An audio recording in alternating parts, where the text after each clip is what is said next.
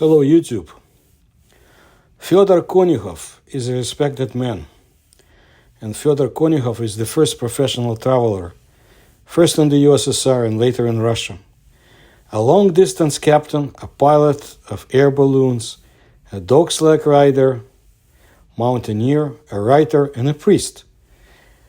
As a young man, he apparently served in the Soviet Navy, in Vietnam and elsewhere. Some say he actually served in the Soviet Spetsnaz in Vietnam, but I think we need more proof about it.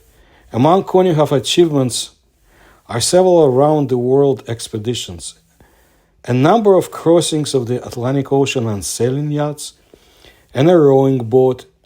Among the expeditions in which Fyodor Konyukhov participated were the Soviet-American bike ride across the USSR from Nakhodka to Moscow to Leningrad back in 1989, the Russian-Australian rally on off-road vehicles Nakhodka to Moscow in 1991, a caravan expedition along the itinerary of the Great Silk Road in 2002 and 2009. He has been leading a very full life, and I want to tell you about some of his fascinating encounters. But so that you know, not everything went smoothly during the sea expeditions that he had.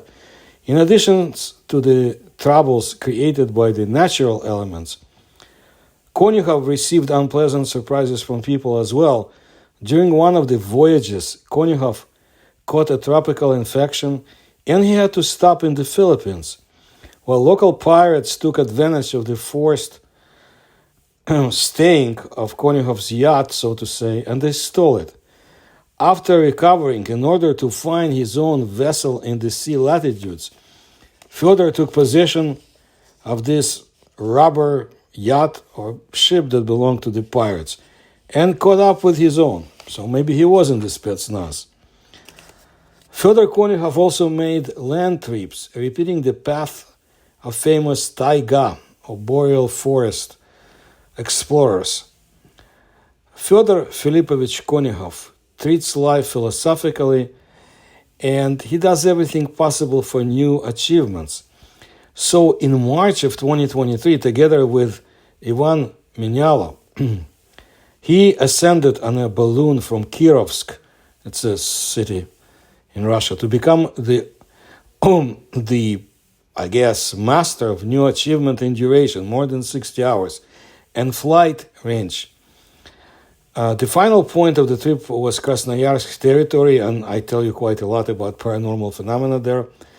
The aircraft with the height of 36 meters and a weight of 5 tons was made especially for the flight.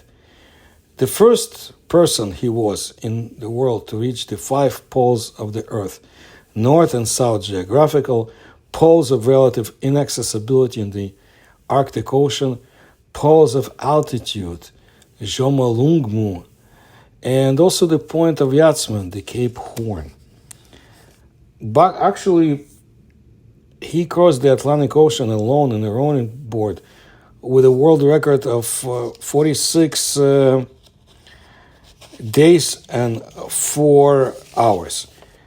So there are other achievements. I told you enough. So you can respect the strength of the man, the fortitude of his spirit, and a lot of people know him in Russia, and he's a brave traveler who has seen a lot of things in his travels.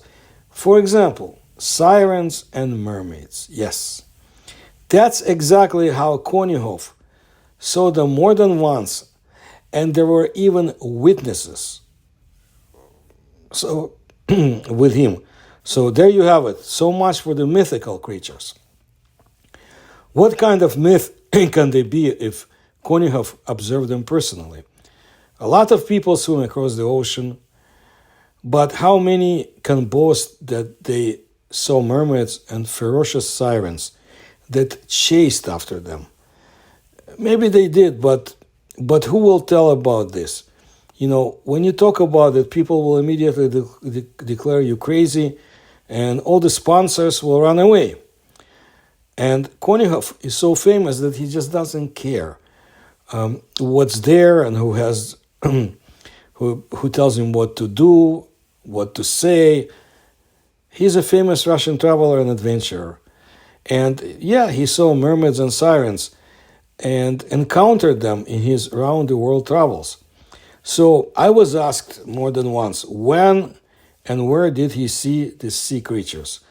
Well, in 1998, Konyukhov went on a trip to the North Pole with his brother and two like-minded people. During this trip, he met something incredible. Girls with dark green hair. Well, considering the North Pole, it's unusual. When they noticed the approaching boat, they dived under the water and did not appear on the surface again. So this was the first time Konyukhov encountered unexplained phenomena. He thinks these were mermaids, which was confirmed by other eyewitnesses of those events. And in 2004, while traveling across the Atlantic Ocean, Konyukhov encountered something completely different.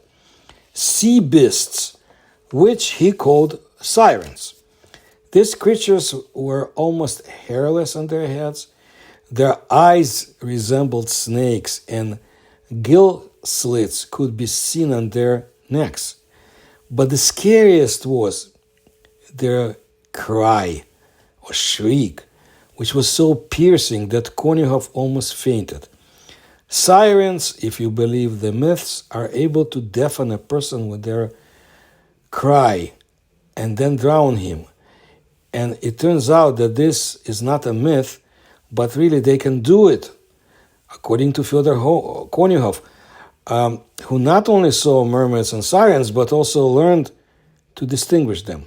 Mermaids are timid creatures that hide from the eyes of people. They can only be noticed if a person notices them first. Sirens, on the contrary, are cruel and vengeful creatures. No one knows if they were like that initially or became like that because of humans' attitude towards them. Although the history of relationship between humans and mermaids has long roots, in Malta, Fyodor Konyukhov heard a legend that thousands of years ago, people hunted mermaids en masse and destroyed them. There were even attempts to take them into slavery for the extraction of pearls. After that, the mermaids retreated from the coasts or shores and tried not to catch people's eyes. They're afraid of us humans, but they're opposites. Sirens, judging by Konyukhov's words, are dangerous creatures. He encountered them twice during his travels. The second encounter took place in 2011 when a terrible storm hit Konyukhov. He heard a rumble and saw several women chasing him among the waves. The sirens were expecting that his boat would capsize and they could attack him. However, Konyukhov was able to withstand the storm, did not fall into the sea waters, and he survived. And good. Otherwise, we would not have found out at all that mermaids and sirens are not myths at all, but swim in the oceans and seas away from people. Some are timid. The second type can drag people to the bottom of the sea. It is interesting. What else is so and such that we're not told about the oceans and seas? Well, let's look at some historical information about the sirens. Sirens were called mysterious female creatures in ancient Greek mythology. They were attributed to a deceptive and cruel disposition. With their songs and seductive appearance, sirens lured sailors to their deaths. The mention of these fish girls or bird girls is common. There are also a lot of legends and attachments associated with them. But they're united by one thing, that everyone who encountered with sirens of course we're talking about men, first of all certainly died, apparently except for Fyodor Konyukhov. Different sources describe different versions of the origin of these creatures. According to one legend, these creatures are the offspring of the sea god of Phorcys or Acheloi and one of the muses, Calliope, Terpsichore, or Melpomene. One of the muses was considered to be the mother, as well as Sterope was also sometimes considered to be the mother. This explains the demonic nature and melodious voice. The number of these creatures ranged from 2 to 3, and sometimes there were multitudes of them. According to legend, they lived on the rocks of an island littered with bones and dry skin of unfortunate wanderers, trapped by their insidious nature. Well, another legend says that Sirens used to be very beautiful and arrogant girls who angered Aphrodite with their obstinate temper, and she punished them by turning them into birds.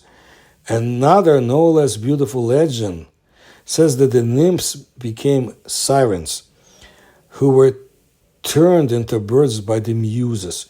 For having extraordinary voices, they were so proud of it that they dared to call the muses to a contest, and they lost. And as a punishment, they were turned into sirens. But another hypothesis says that they were turned into sirens by Demeter, the mother of Persephone, abducted by Hades. In another version, and another hypothesis claims that they themselves wanted to become birds because they were going to find the young goddess kidnapped by Hades. But since people did not want to help them, they settled on a distant island and began to take revenge on everyone, luring wanderers and sailors to their deaths. Over the years, poets and writers have tried to recreate the ancient image, and each time the legend came to life in a new way. Either they are insidious, beautiful maidens, or they are harbingers of death from the other world. Often their image was carved on tombstones because they were associated with the angels of death who sang funeral songs to the sounds of the lyre. The Middle Ages also left many mentions and facts that proved an amazing devotion to this image. Very often one can see the image of birds with female heads or the body of a fish on coats of arms and frescoes. There is a little-known hypothesis of the origin of female birds. It claims that they were the result of experiments by an alien mind, which eventually created human being, man, with the help of genetic engineering. But this result was not obtained immediately. At first, intermediate versions of living beings appeared, which combined the appearance of both animals and people. So sirens can be called one of the side branches of the experiment, such as mermaids, Pegasus, or satyrs. Of course, the same hypothesis explains that after getting a needed result, so to say, all these creatures were destroyed. But if this is the case, then it remains unknown exactly how many individuals were created and how many were destroyed. There's a possibility that someone managed to survive and become the object of numerous legends. And apparently, Fyodor Konyukhov, the explorer, former military, and now also a priest, observed them himself and escaped. I will continue telling you stories about the unusual underwater creatures and objects observed in the oceans and seas and rivers and lakes of our planet. And if you like my research, I ask that you support me. You'll find the links in the description to this video, and please tell others about my channel. And I want to branch out a little bit more into not only Eurasia, of course, but also Africa and some Asian countries that people don't pay too much attention to. And I'll tell you more. Thank you for your attention to my work.